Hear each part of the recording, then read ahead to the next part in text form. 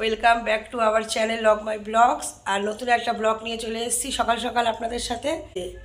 আর সবথেকে বড় একটা কথা বলার আছে যে আমি কয়েকদিন ভিডিও করতে পারিনি, কারণ দুর্ঘটনাভাবে আমার চোখের মধ্যে অ্যাসিড ঢুকে যায় আমারই হাতে লেগে। তারপরে আমার যাই হোক, ঠাকুরের কৃপায় চোখটা কিছু হয়নি। ডাক্তার দেখানো হয়, ডাক্তার বললো তেমন কিছু বিশেষ হয়নি। এখন চোখটা ভালো আছে। কদিন আমি ভিডিওর জন্য ক্যামেরার সামনে আসতে পারিনি, কেননা প্রচণ্ড চোখে ডিস্টার্ব হচ্ছিল। তাই জন্য আমার 2-3 দিন লেট হলো ভিডিওটা দিতে। আর মেয়ে চলে গেছে স্কুলে, মেয়েকে রেডি করে স্কুলে পাঠিয়ে দিলাম। আমার হাজব্যান্ড গেছে ওকে ছাড়তে স্কুলে। আসার পথেই বাজারটা একবারে সেরে নিয়ে আসবে। আর ও আস্তে আস্তে আমি ততক্ষণ কাজকর্মগুলো সেরে নেব, কেননা কাজ বিশেষ তেমন এখনও হয়নি। এই জন্যে যাচ্ছি এখন তুলসী মন্দির ধোয়াতে ছাদে, তারপরে এসে বাদবাকি কাজে আমি হাত লাগাবো। আর আমি চলে আসলাম তুলসী মন্দির ধোয়াতে। না চাইলে মাই তুলসী মন্দিরটা ধোয়ায়, কারণ মায়ের শরীরটা ভালো না থাকায় মা ছাদে উঠতে পারছে না, আমি উঠতে দিইনি মাকে। আমি এই জন্য চলে আসলাম কাপড় ছেড়ে তুলসী মন্দিরটা ধোয়াতে।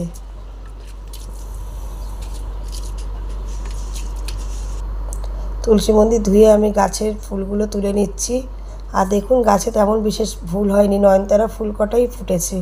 কেননা জবা ফুলগুলো একদম হচ্ছে না, এই রোদের কারণে হচ্ছে না। আর এই বৃষ্টি হওয়াতে আবার একটু গাছের পাতাগুলো সবুজ হয়ে উঠেছে।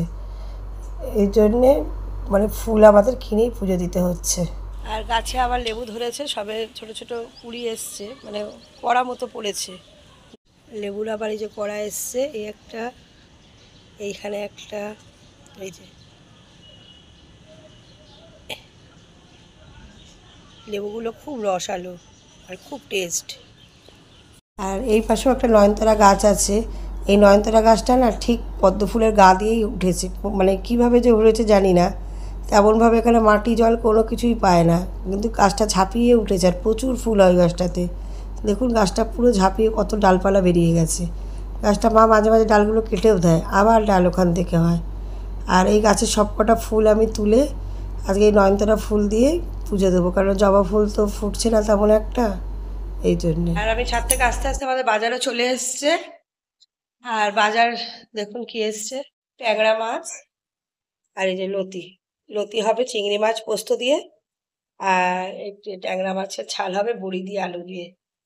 এখন তাহলে আমি কাজগুলো সেরে নিয়ে তারপরে আমি রান্নাটা চাপাবো।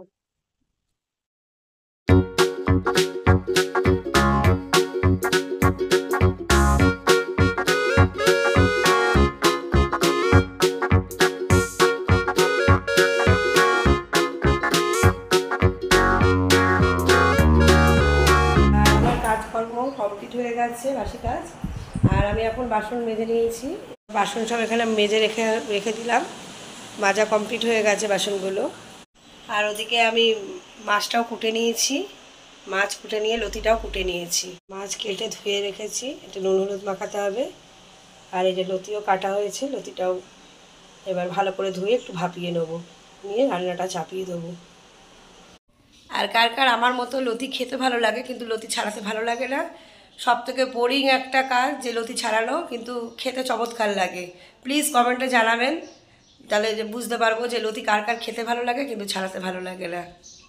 মোটামুটি সব কাজ কমপ্লিট হয়ে গেছে, আর এখন আমি স্নান সেরে নেবো। আর স্নান সেরে নিয়ে তারপরে পুজো টুজো দিয়ে তারপরে সবাই মিলে খেতে বসবো। আর আমার ডান চোখটা কিন্তু বাঁ চোখের থেকে অনেকটা ছোট মনে হচ্ছে। অ্যাসিড পড়ার পরে এই প্রবলেমটা দেখছি হয়েছে। চোখটা একটা চোখ কিন্তু আমার মনে হচ্ছে ছোটও লাগছে। এমনি কোনো সমস্যা নেই, কিন্তু এই চোখটা নিয়ে একটু সব হালকা ছোট লাগছে। আর স্নান সেরে চলে আসলাম ঠাকুর ঘরে। ঠাকুর ঘরে এসে পুজোটা দিয়ে দিয়েছি।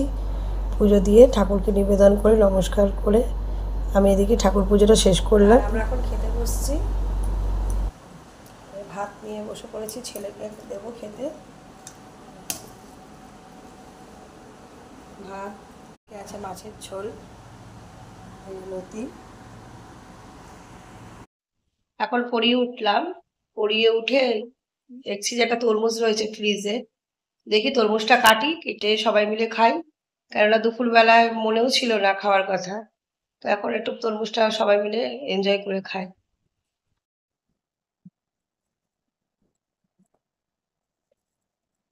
তরমুজটা খুব লাল, জানো মা? আর খুব মিষ্টি। তরমুজগুলো কেটে রাখলাম, হাফ খাওয়া হয়ে গেছিলো সেদিনকে, শনিবার দিন আমার ননদ নিয়ে এসেছিল এই তরমুজটা, আর এই হাফ রেখে দিয়েছিলাম, আমার মনেই নেই, খেয়াল নেই খাওয়ার কথা। এখন তাহলে মনে পড়লে যখন কেটে সবাই মিলে খাওয়া যাক। আর এখন আমাদের ডিনারের টাইম হয়ে গেছে, রাত্রে কেউ মাছ খেতে চাইছে না, তাই জন্য করলাম একটু অন্যরকম খাবার, একদম হালকা একটা খাবার বানালাম। চলো তোমাদের সাথে সেটা শেয়ার করি আমি।